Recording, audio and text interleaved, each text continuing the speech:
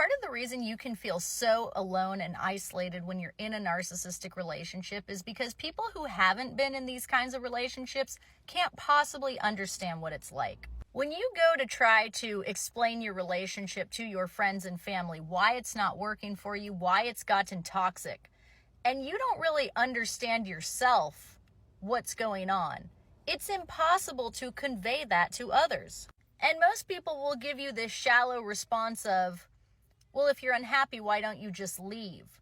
Which makes you feel so frustrated because it's like, yeah, I thought about that, thanks. When you're dating an alcoholic, for example, people know what that entails, right? When you say the relationship's not working out, they're drinking too much, it's destructive, you get a lot of sympathy from people. Oh, I'm so sorry, that must be so hard for you. But when you try to say I'm dating a narcissist, they're like, what?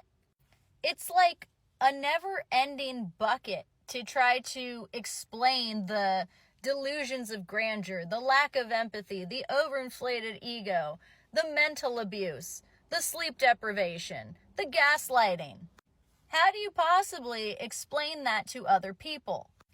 On top of the isolation you feel because it's hard to communicate what you're going through, the narcissist is purposely trying to isolate you from your friends and family so that you don't have a sounding board, so that you're easier to gaslight and manipulate. So when you have these two things working together, you feel extremely isolated, which makes you feel helpless and hopeless. You are not helpless and you are not hopeless. You are not making things up. If this relationship is getting toxic no matter what you do, it's possible it's because you're with a toxic person. Your friends and family, as you try to navigate your way out of this, don't have to fully understand what you're going through, but they should be there as a support system. You can even say to them, I can't really articulate why I need to get out, but I need to. I might need to crash on your couch for a few days if that's okay. I might need to stay in your guest room. Can I stay there for the weekend? Whatever you need, ask for it from your friends and family. They can't possibly know what you're going through because this is a very tailored trauma. It's tailored specifically to you.